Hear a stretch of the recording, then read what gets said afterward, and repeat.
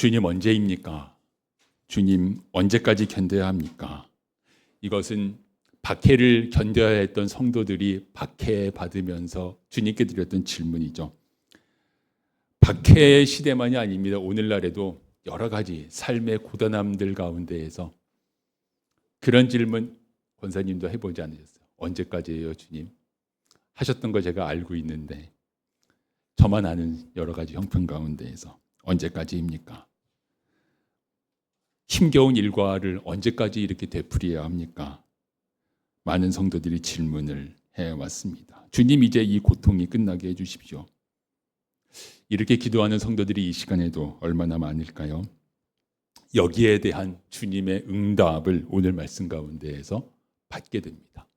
고난을 축복으로 바꾸어가는 길, 그것을 또한 주님께서 말씀하기도 하십니다. 자, 예수님께서 오늘은 마지막 때에 대해서 계속 말씀하고 계세요. 사람들이 예수님께 예루살렘 성전의 아름다움을 칭찬했잖아요. 그리고 지난주에 보았던 것처럼 그 성전의 아름다움이 정말 대단했다고요. 그 당시에 이스라엘 내에서만이 아니라 전 세계적으로 발굴되는 이런 유적들을 통해 보아도 이 예루살렘 성전은 그 시대 가장 아름다운 몇 개 안 되는 건축물 가운데 하나였을 것이다. 이렇게 보인다 그랬어요. 그건 겉모양이고, 예수님은 우리들에게 통찰력을 가르쳐 주시죠. 이 아름다운 건물이 무너질 거야. 사람들이 하나님을 떠나고 하나님을 믿지 않으면서 거칠해하는 그 자리에는 무너짐이 있을 거야. 이 성전의 아름다움에서 마지막 때를 바라보는 통찰력을 가지도록 주님께서 인도를 하시는 거예요. 그러면서 마지막 때를 말씀을 하십니다. 사람들의 욕심과 욕심이 부딪히면서 하나님을 떠나고 그 가운데 이런 일들이 있을 것입니다. 오늘 말씀 첫 두 절 같이 읽을까요? 또 이르시되 민족이 민족을 나라가 나라를 대적하여 일어나겠고 곳곳에 큰 지진과 기근과 전염병이 있겠고 또 무서운 일과 하늘로부터 큰 징조들이 있으리라. 큰 전쟁, 지진, 기근, 전염병, 그 외에 무서운 일들, 하늘의 징조. 예수님 말씀대로 종말에 이런 일들이 있을 거예요. 아마 종말에 있을 이 무서운 일들과 큰 징조는 지금 우리들이 상상할 수 있는 범위를 넘어서는 것일지도 모르겠어요. 종말의 때에는 그런 일도 있을 거예요. 하지만 우리들은 지금 이 말씀이 지금도 일어나고 있는데 라고 받을 수 있죠. 민족과 민족이, 나라와 나라가 서로 대적하고 있고, 지금도 중동에서는 전쟁이 진행이 되고 있고, 큰 지진 수시로 일어나고 있고, 기근 있고, 무서운 일, 좀 추상적인데 하늘의 징조 지금도 다 일어나고 있습니다. 우리가 아는 건 이런 무서운 일들과 징조들이 이 세상에 끊임없이 일어나고 있다는 것이고,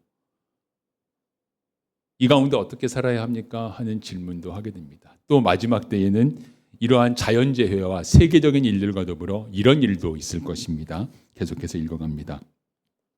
이 모든 일 전에 내 이름으로 말미암아 너희에게 손을 대어 박해하며 회당과 옥에 넘겨주며 임금들과 집권자들 앞에 끌어가려니와. 마지막 때에는 그리스도를 믿는 자들에게 박해가 있을 것입니다. 감옥에 갇히고 권력자들 앞에 끌려갈 것입니다. 이 세상의 끝에 이러한 일들이 대단하게 있을 수 있어요. 지금 우리의 상상 범위를 벗어나게끔. 하지만 지금도 예수님 오시고 교회가 세워졌던 그때부터 지금까지도 이 일은 계속되어 왔습니다. 그리고 오늘날에도 있느냐? 오늘날에도 있죠, 이 박해는.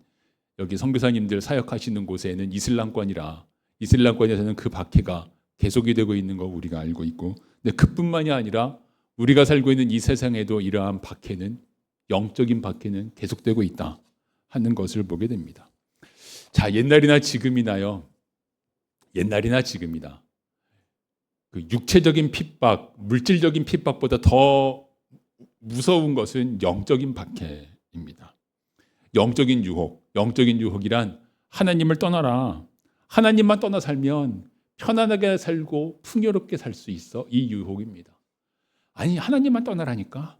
하나님만 떠나면, 그것만 약속하면 너에게는 풍요로운 삶이 보장된다니까. 이게 요한계시록이 쓰여지던 시대, 로마 시대의 성도들이 받았던 유혹이었어요. 로마의 신들을 섬기고 로마의 황제를 숭배하면 너희들은 풍요로운 삶을 살 거야. 그래서 요한계시록에 보면은요, 그러한 로마의 유혹에 유혹을 뭐 두 팔 벌리고 받아들여서 잘 살고 있었던 나라들과 상인들과 뭐 이런 사람들에 대한 기록이 요한계시록에 있어요. 상인들이 온갖 것들을 매매하면서 정말 부유하게 살았어요. 로마가 그들의 잘 사는 것에 거대한 이 토대가 되었어요. 이렇게 잘 살잖아. 이렇게 잘 살잖아. 너희들도 이것이 요한계시록 같은 경우에 이 말씀이 요한계시록 비슷하다 보니까 계속 요한계시록을 언급하는데 깔려 있는 그러한 유혹이었습니다. 성도들 가운데에도 그 유혹에 빠지는 이들이 있었죠. 그래 맞아. 잘 살 수 있을 것 같은데 이렇게 가느냐? 아니면 끝까지 거절하고 박해를 받느냐? 이 갈림길에 성도들은 계속해서 서 있었습니다. 오늘날 하나님의 존재와 전능하심과 다스리심을 부정하라. 이런 유혹이 더 다양하고 더 강력하지요. 이를테면 과학은 본래 하나님께서 이 땅에 이 세상에 하나님께서 이 땅에 이 세상에 심어주신 법칙을 탐구하는 거니까 과학을 제대로 탐구하면 하나님이 계시다는 사실을 인식하고 인정할 수밖에 없다고 저는 생각을 하고, 그래서 과학 공부도 가끔 하고 뭐 이렇게 하는데, 하지만 얼핏 겉으로 공부하면 과학과 신앙이 배치되는 것처럼 느끼게 됩니다. 그래서 제가 청년들을 양육할 때 청년들 중에 많은 이들이 그런 갈등 가운데 있어요. 교회에서는 신앙, 학교 가면 그건 접어놓고 과학. 그래서 이 두 세계 사이에 조화를 못 시키는 거예요. 이 둘 사이의 괴리를 해결을 못하는 거예요. 그리고 이게 해결이 안 된 상태로 대학을 가면 이제 교회 안 나오는 거예요.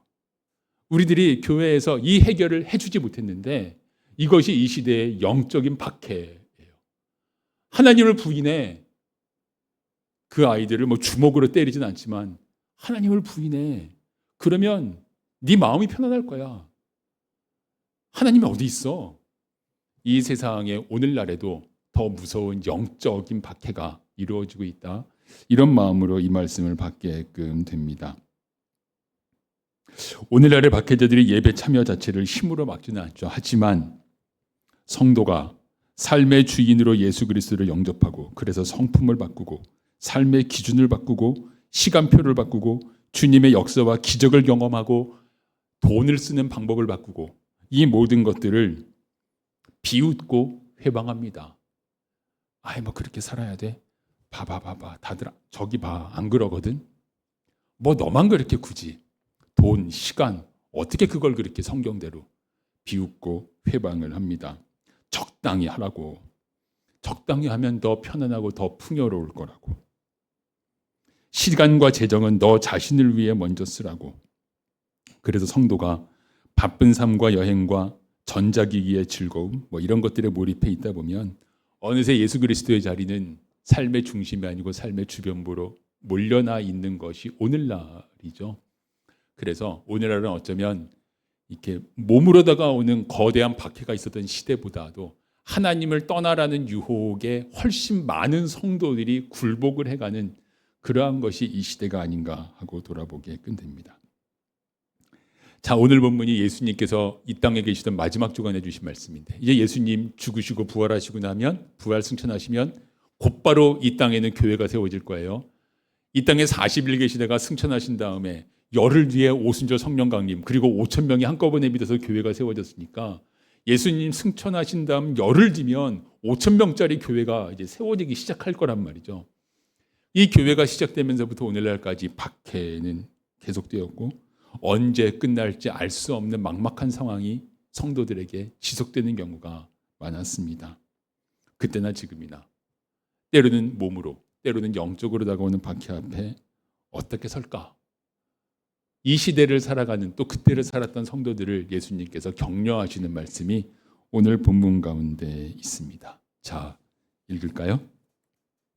이 일이 도리어 너희에게 증거가 되리라. 그러므로 너희는 변명할 것을 미리 궁리하지 않도록 명심하라. 내가 너희의 모든 대적이 능히 대항하거나 변박할 수 없는 구변과 지혜를 너희에게 주리라. 증거에, 여러분 가지고 계신 성경에 각주가 달려있는 성경들이 많을 거예요. 증거의 기회가 되리라. 이렇게 번역할 수 있다고요. 증거의 기회가 되리라. 이 일이 도리어 이러한 박해 상황이 오히려 증거의 기회가 되리라 하는 말씀입니다. 자, 영적인 유혹의 예로 자녀 교육을 들어볼까요? 참 민감한 영역이잖아요. 자녀들에게 예배가 삶의 최우선순위임을 가르치고 시간과 재정의 주인이 하나님이심을 내 몸으로 가르치고 복음의 증인이 되는 삶을 꿈꾸도록 가르치고 중고등학생들에게 이렇게 가르치면서 대학 입시 성공할 수 있을까요? 성도들을 사탄이 유혹합니다. 한가한 소리 한다고. 지금 경쟁이 어떤 때인데, 지금이 어떤 시대인데 한가한 소리 하고 있다고. 이 세상의 방법을 따라가면서 대학 입시 준비하면 자녀의 앞길이 열리고 풍요로울 것이라고. 본질적으로 사단이 역사하는 이 방해와 이 유혹은 초대교회 시대나 지금이나 동일하다. 본질은. 그리고 이 유혹의 성도들은 어떻게 대처하고 있을까? 그런데 이런 상황이 도리어 너희에게는 주님을 증거할 수 있는 기회가 될 것이라고요. 세상이 다 그렇게 살아도 내가 그렇게 안 살면.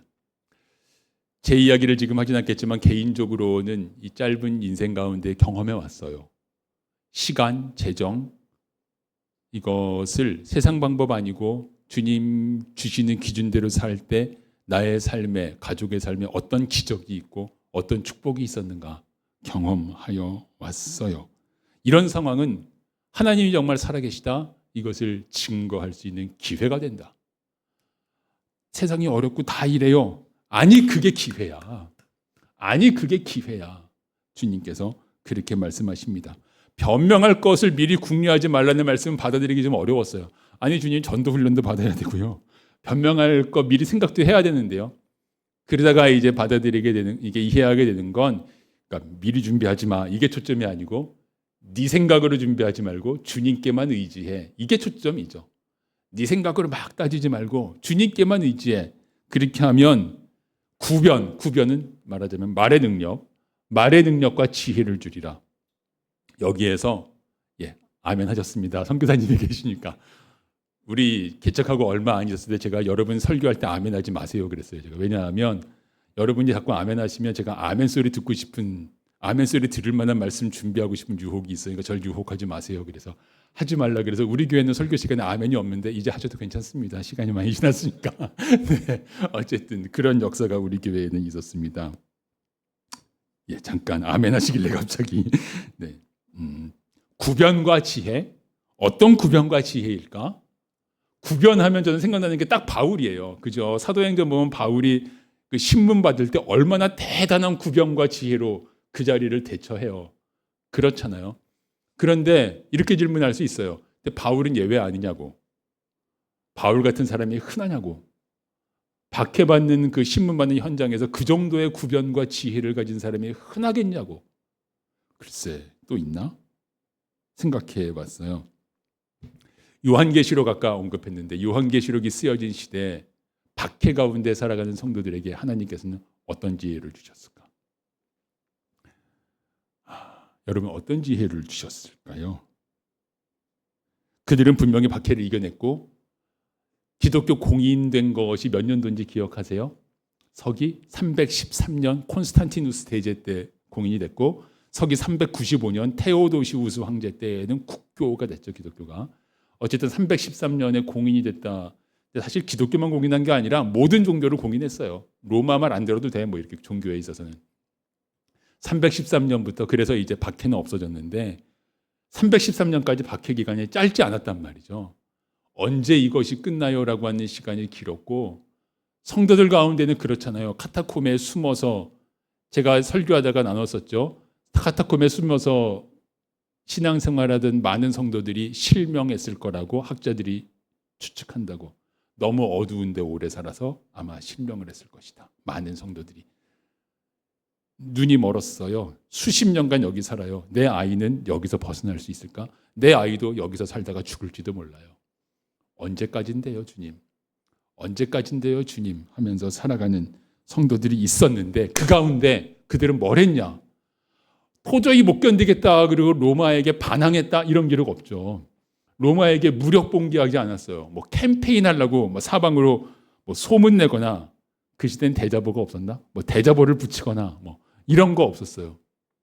하나님께서 그들에게 그 박해 상황 가운데 어떤 지혜를 주셨나? 일단 그들의 행동을 보면 오직 예배드렸습니다. 이건 참 당황스러운 일이에요. 딱 예배만 드렸습니다. 딱 예배만 드렸다. 이게 지혜예요, 주님? 이 박해 상황 가운데 저항도 안 하고 캠페인도 안 하고 그냥 딱 예배만 드렸어요. 온 힘 다해서. 이게 지혜인가요? 그렇지. 그게 내가 그들에게 준 최고의 지혜야. 라는 주님의 뜻을 저는 배우게 됐습니다. 다른 거 안 하고 예배만 드렸다. 그래서 예배는 여러분 예배 드리는 게 굉장히 수동적이고 아무것도 아닌 것 같잖아요. 그래서 교회 바쁘다 보면 예배는 빨리빨리 지나가고 뒷일이 중요하고 막 이런 것처럼 되기도 하는데 그러나 초대교회 성도들이 박해를 이겨나가는 건 그 숨어서 뭐 했냐고요. 그 숨어서 오직 예배드렸다. 오직 예배드렸다. 성령의 임재를 간구하면서. 그게 가장 큰 지혜야. 그러면 예배를 경시하게 된 오늘날 우리들은 가장 큰 지혜를 외면하고 있는 것인가? 이런 질문도 하게 됩니다. 그들은 오직 예배만 드렸다. 이게 최고의 지혜 맞나요? 맞지. 아직 다 받아들이지 못하는 가운데 누가복음의 다음 부분을 읽습니다. 읽을까요?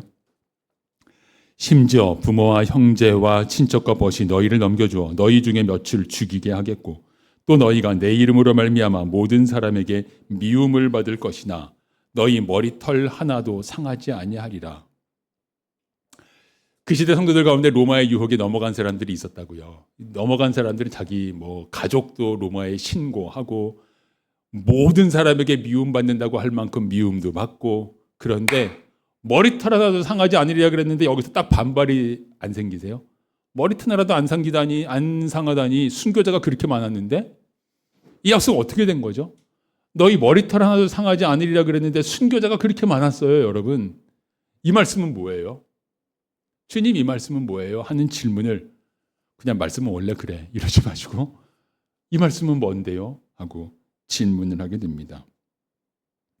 묵상하면서 저는 다시 요한계시록을 요즘 제가 요한계시록을 좀 묵상을 하고 있거든요. 신해진 성도님들과는 언제 나눌지는 모르지만 하여튼 요즘 제가 요한계시록을 묵상해가고 있는데 하늘 성전에서 예배드리는 성도들의 모습이 계속 나와요. 하늘 성전 모습이 나오고 또 하늘 성전 모습이 나오고 또 하늘 성전의 예배가 나오고 요한계시록의 진행이 그래요. 하늘 성전에서의 예배가 계속해서 반복해서 이렇게 중간중간 나오는데 하늘 성전에 우리 얼마 전에 14만 4천 하늘 성전의 예배 그것도 봤죠. 근데 그 하늘 성전에서 예배드리는 성도들의 많은 이들이 그들 중에 많은 이들이 순교자들이란 말이에요. 순교자들이란 말이에요. 근데 요한계시록에도 이 말씀이 있어요. 이게 이 세상에 막 온통 환난과 막 고난이 있는 가운데 주님께서 말씀하세요. 나를 따른 이들의 이마에다가 인을 치라. 나를 따른 이들의 이마에 인을 치라. 이마에 인을 치면 그 인이 있는 자, 인침받은 자들은 상함받지 않게 하겠다. 요한계시록에 있는 말씀이에요. 그런데 그 말씀이 주어진 그 시대에 안 상하기는 죽었어요. 많은 사람들이 순교당했어요. 그러면 인침받은 사람들은 상하지 않게 하시겠다는 말씀은 뭐예요? 오늘 말씀도 더불어서 같이 계속 질문을 하게 됩니다. 유혹과 박해가 아무리 심해도 너희들을 결코 상하지 않게 하리라. 이건 뭔데요, 주님?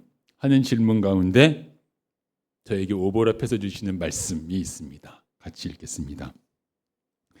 몸은 죽여도 영혼은 능히 죽이지 못하는 자들을 두려워하지 말고 오직 몸과 영혼을 능히 지옥에 멸하실 수 있는 이를 두려워하라. 마태복음의 이 말씀은요. 예수님께서 너희의 머리털까지 세신 바가 되셨으니 염려하지 마라. 하나님은 참새도 돌보셔. 너희가 참새보다 얼마나 귀하냐? 이 말씀과 더불어 주신 말씀이에요. 몸은 죽여도 영혼을 죽이지 못하는 자들을 두려워하지 말라.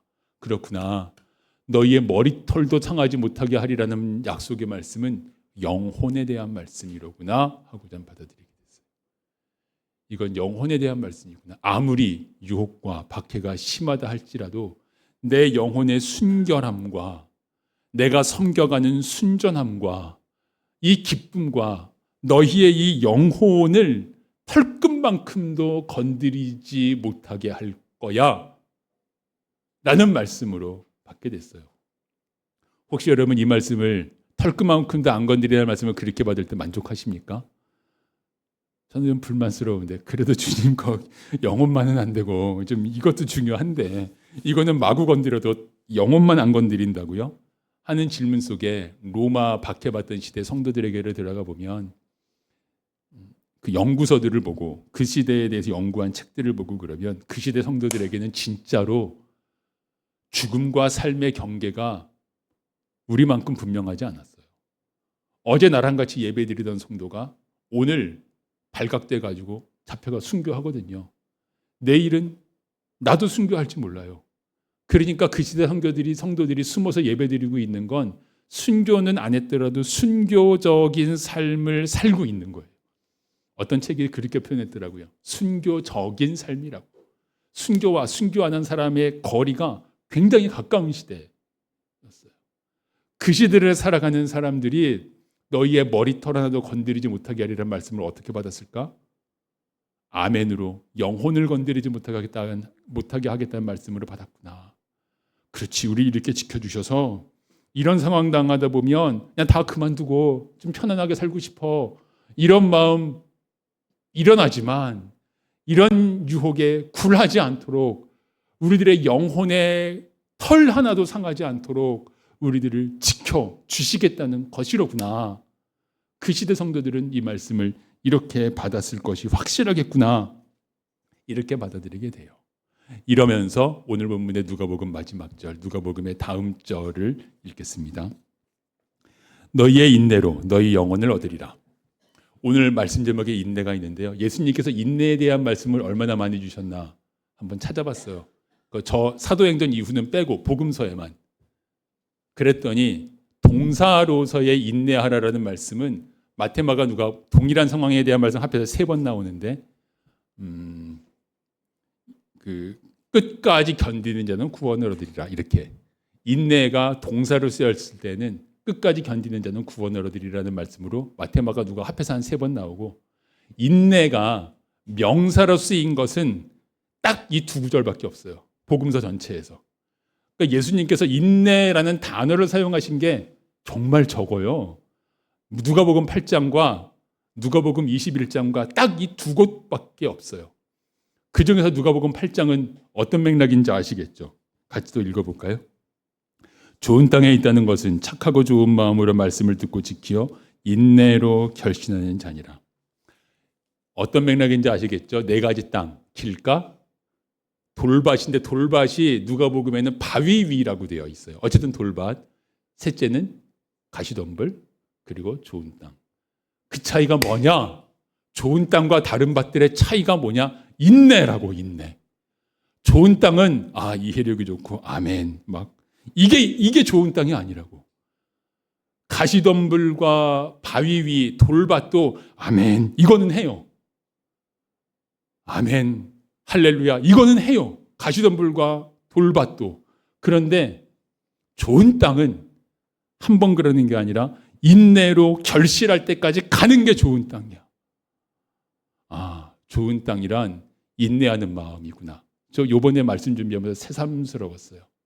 좋은 땅이란 이해력이 좋은 땅, 잘 받아들이는 땅, 뭐 그 정도가 아니고, 좋은 땅이란 소망이 없어 보이는데 인내하는 게, 결실할 때까지 인내하는 게, 그게 좋은 땅이구나.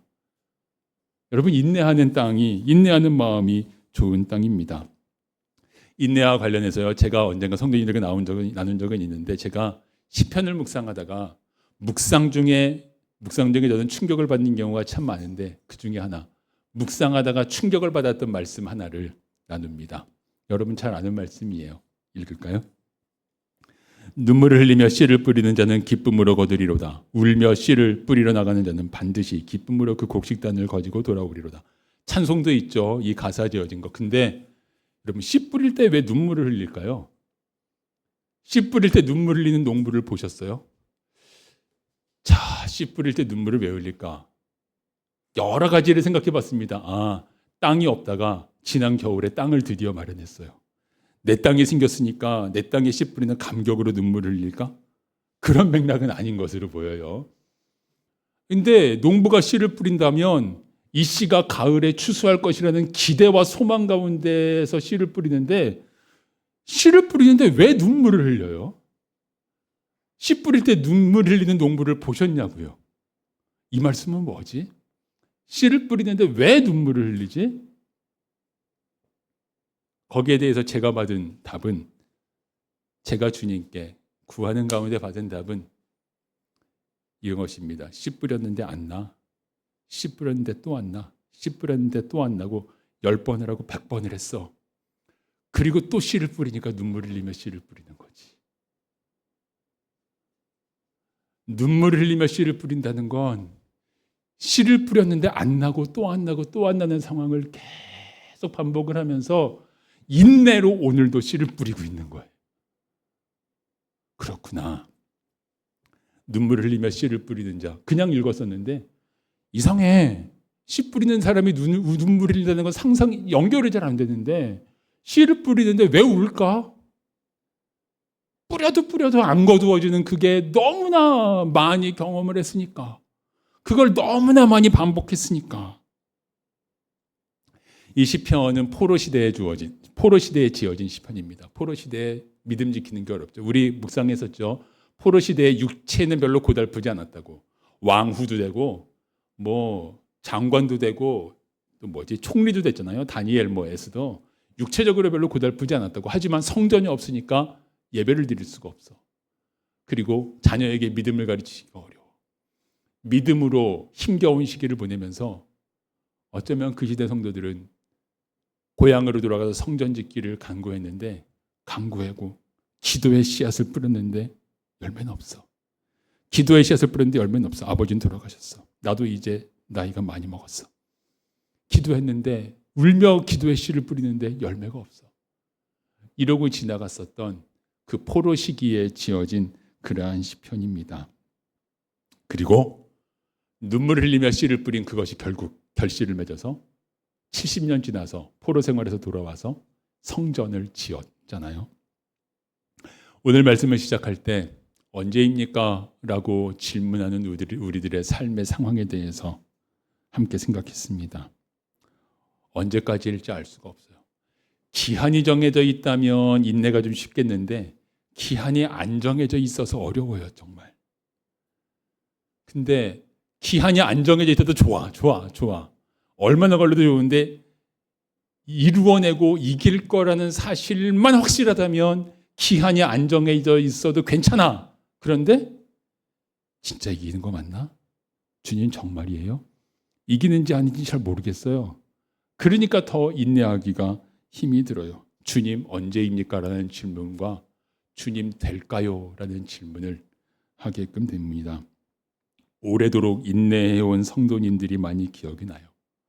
기도해도 낫지 않아온, 수십 년간 낫지 않아온 질병, 기도해도 벗어나지 못하고 있는 경제적인 곤궁함, 기도해도 잘 해결되지 않는 깨어지는 관계, 이 가운데서 울며 씨를 뿌려가고 있는, 그러다가 씨 뿌리는 일을 최근에 중단한 이런 성도님들이 많이 기억이 나요. 그들과 함께 계속 질문합니다. 주님 언제까지예요? 주님 정말 되기는 됩니까?